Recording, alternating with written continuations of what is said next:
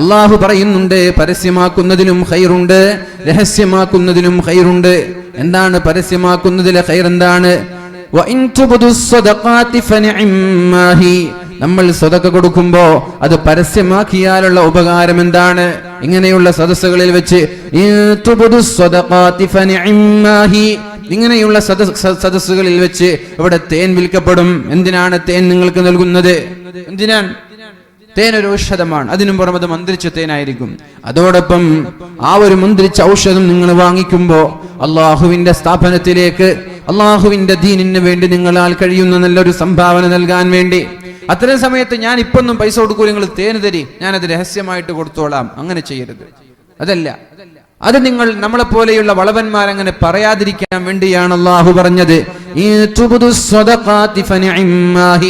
സദഖകൾ പരസ്യമാക്കിയാൽ അത് നല്ലതാണ്. എങ്ങനെയാണ് നല്ലതാവുക? ഞാൻ ചോദിക്കാണ്, ഇവിടെ ഒരു തേനിന്റെ കുപ്പിയുണ്ട്, നിങ്ങൾ ആരാ ഒരു 5000 രൂപയ്ക്ക് വാങ്ങിക്കാൻ? അപ്പൊ എല്ലാവരും ഇങ്ങനെ കൈത്താഴ്ത്തി ഞാനും വാങ്ങിക്കൂല, ഞാൻ രഹസ്യമായിട്ട് കൊടുത്തോളാം എന്ന് പറഞ്ഞാൽ ആ തേൻ എവിടെ തന്നെ ഉണ്ടാവും, എന്റെ വീട്ടിലേക്ക് കൊണ്ടുപോകേണ്ടി വരും. അപ്പൊ എന്ത് ചെയ്യും? ഒരാൾ ഏറ്റെടുക്കും, ചാടി എണീക്കും, ഉസ്താദേ ഞാൻ ഏറ്റെടുക്കാം, എത്ര? 2000 രൂപ. അൽഹംദുലില്ലാ. അപ്പൊ അത് കാണുമ്പോ വേറൊരാൾ ഏറ്റെടുക്കും, ഞാൻ ഏറ്റെടുത്തോളാം.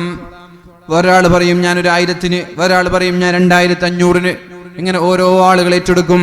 അതിലൊരു പാവപ്പെട്ട ഒരാൾ എണീറ്റ് നിന്നിട്ട് ഉസ്താദേ ഞാൻ 5000-ന് ഏറ്റെടുക്കാം. അപ്പൊ മുതലാളിമാരൊക്കെ ചിന്തിക്കും, പഠിച്ചോൻ ഇയാൾ 5000 കൊടുത്താൽ ഞാൻ 5000 കൊടുക്കുന്നത് മോശമല്ലേ, ഉസ്താദ് എന്നാ ഞാൻ 10000 കൊടുത്തോളാം. അപ്പൊ ഇതാണ് ഈ പരസ്യമായി സദഖ കൊടുക്കുന്നതിന്റെ പുണ്യം. അതാണ്, അതിലും നന്മയുണ്ട്. ആരെ കണ്ടിട്ടാണോ നമ്മൾ കൊടുക്കുന്നത്, ആദ്യമായി കൊടുക്കുന്ന ആളുകൾക്കൊക്കെ പ്രതിഫലമുണ്ട്. ആദ്യമായി ചാടി എണീറ്റ് കൊടുക്കുന്ന ആളുകൾക്കാണ് ശേഷം കൊടുക്കുന്നവരുടെയൊക്കെ പ്രതിഫലം അള്ളാഹു നൽകുക. ശേഷം ഒരു 100 കണക്കിന് ആളുകൾ കൊടുത്താൽ ആ 100 കണക്കിന് ആളുകളുടെ സ്വതക്കയുടെ പ്രതിഫലവും അള്ളാഹു ആദ്യം കൊടുത്ത ആളുകൾക്ക് നൽകും.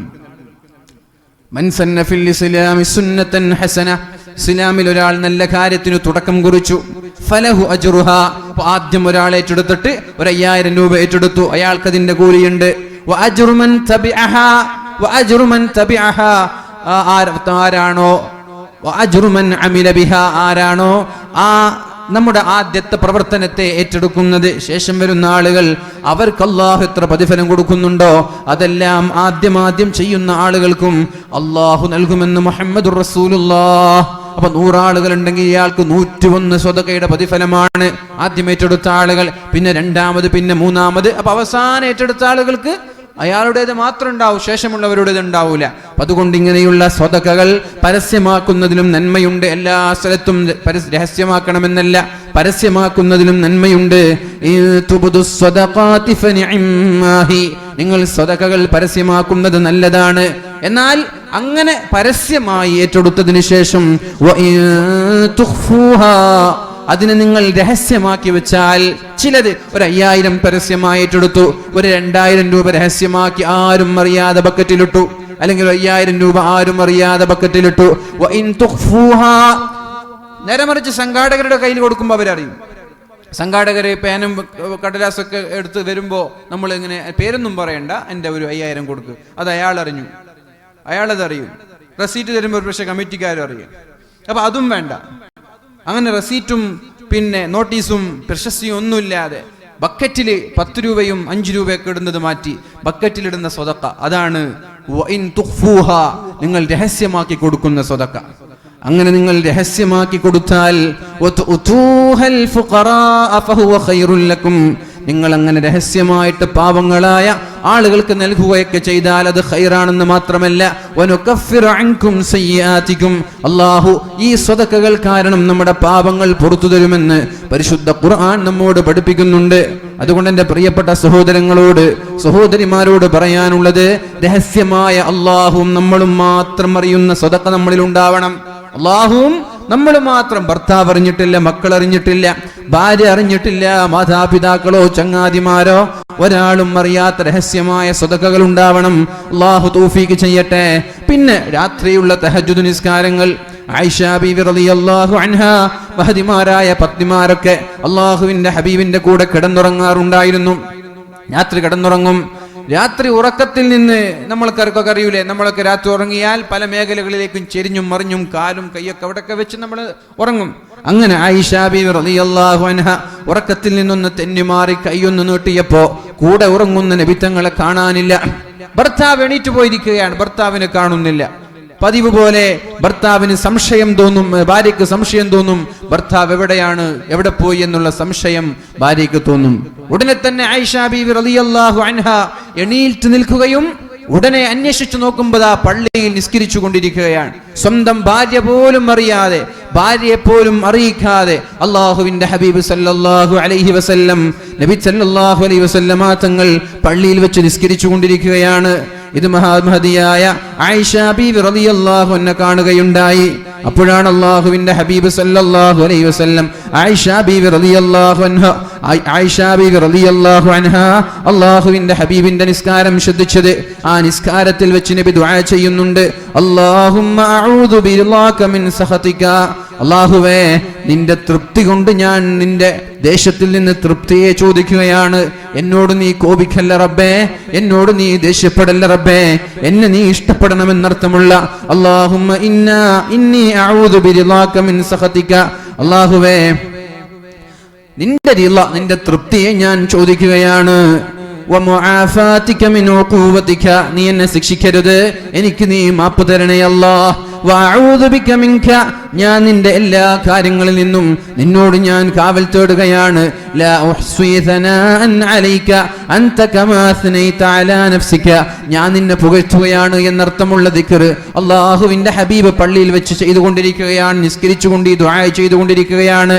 അപ്പോ സ്വന്തം ഭാര്യമാരറിയാത്ത തഹജ്ജുദ് നിസ്കാരങ്ങൾ, അതുപോലെ ഒരുപാട് വിഷയങ്ങൾ, രഹസ്യമായി ചെയ്യേണ്ട ഒരുപാട് അമലുകൾ അല്ലാഹുവിന്റെ ഹബീബ് സല്ലല്ലാഹു അലൈഹി വസല്ലം നമ്മൾക്ക് പറഞ്ഞു തരുന്നുണ്ട്. എന്തിനേറെ മഹാനായ അബ്ദുല്ലാഹി ഇബ്നുൽ മുബാറക് റളിയല്ലാഹു അൻഹു നിരന്തരമായി ഒരു വഴിയിലൂടെ യാത്ര ചെയ്യുമ്പോൾ ഒരു സഹോദരനെ കാണാറുണ്ടായിരുന്നു.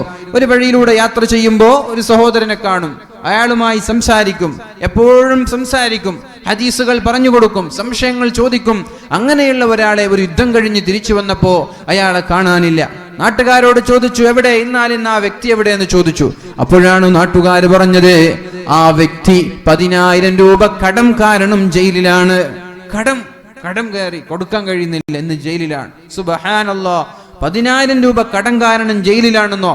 ആർക്കാണ് അയാൾ കൊടുക്കാനുള്ളത്? ആ കൊടുക്കാനുള്ളവരുടെ പേര് പറഞ്ഞു. നേരെ പോയി അയാളുടെ അടുത്തേക്ക്, നിങ്ങൾക്ക് ഇന്നാലിന്ന ആൾ ഇത്ര ദിർഹം തരാനുണ്ടോ? ഉണ്ട്, 10,000 ദിർഹം. എന്നാൽ ഇതാ പിടിച്ചോളൂ, അയാളെ മോചിപ്പിക്കണം. പക്ഷേ ഞാനാണ് ആ കടം തന്നത് എന്ന് അയാളോടോ ഒരാളോടും പറയാൻ പാടില്ല. ഈ 10,000 ദിർഹം തന്നത് ഞാനാണ് എന്ന് ഒരാളോടും പറയാൻ പാടില്ല. നമ്മളെങ്ങാനും അങ്ങനെ ചെയ്താൽ എത്ര ഫോട്ടോകൾ വരും, എത്ര ന്യൂസുകൾ വരും, എത്ര ന്യൂസുകൾ വരണമെന്ന് നമ്മൾ ആഗ്രഹിക്കുന്നുണ്ട്. അത് പിശാച് മനസ്സിലിട്ട് തരാൻ. ഒരു പക്ഷേ നമ്മൾ കൊടുക്കുന്നത് ആരും അറിയരുത് എന്ന് വിചാരിച്ചിട്ടാണ്. നമ്മൾ കൊടുക്കുമ്പോൾ ഇഖ്ലാസോടെയാണ് കൊടുക്കുന്നത്. പിന്നെ പിശാചിന് ജീവിതത്തിൽ ഏറ്റവും പേടിയുള്ള അമൽ, ഏറ്റവും വെറുപ്പുള്ള അമൽ, ഏറ്റവും പ്രയാസമായി തോന്നുന്ന അമലാണ് നീയും നിന്റെ റബ്ബും മാത്രം അറിയുന്ന അമൽ. അത് വലിയ പേടിയാണ് പിശാചിന്. അതിനേക്കാളും വലിയ പേടി വേറെ പിശാചിനില്ലേ ഇല്ല. അതുകൊണ്ട് എൻ്റെ പ്രിയപ്പെട്ട സഹോദരങ്ങളോട്, പിശാച് എങ്ങനെയെങ്കിലും ഈ രഹസ്യമായ അമലിനെ പരസ്യമാക്കാൻ വേണ്ടി ശ്രമിക്കും, എങ്ങനെയെങ്കിലും ശ്രമിക്കും. അങ്ങനെയാണ് നമ്മുടെ ചങ്ങാതിമാരിങ്ങനെ സംസാരിക്കുമ്പോൾ പറയും, എടോ ഞാനേ മദ്രസയിലേക്ക് ഒരു 50,000 കൊടുത്തിട്ടുണ്ട് കേട്ടോ, ഞാൻ ആരോട് പറഞ്ഞിട്ടില്ല. കഴിഞ്ഞു. അതേപോലെ അവരോട് പറയും, ഞാൻ ദിവസവും 2 ജുസും 3 ജുസൊക്കെ ഓതാറുണ്ട്, ഞാൻ തഹജ്ജുദൊക്കെ നിസ്കരിക്കാറുണ്ട്. ഇങ്ങനെ നമ്മൾ ആ അമലുകൾ ചെയ്തത് രഹസ്യമായിട്ട് ചെയ്യണമെന്ന ആഗ്രഹത്തോടെയാണ്. പക്ഷെ പിശാച്ചിനത് ഇഷ്ടമല്ല. പിശാച്ച് എങ്ങനെയെങ്കിലും പുറത്തു ചാടിക്കും. അത് നമ്മൾ പറയും. നിങ്ങൾക്ക് ഇവിടെ കൂടിയിരിക്കുന്ന നിങ്ങളോടൊക്കെ ഞാൻ ചോദിക്കാൻ, സത്യസന്ധമായിട്ടൊന്ന് ചിന്തിക്ക്. ഞാനും എൻ്റെ റബ്ബും മാത്രം അറിയുന്ന എത്ര അമലുകൾ നമ്മുടെ കയ്യിലുണ്ട്.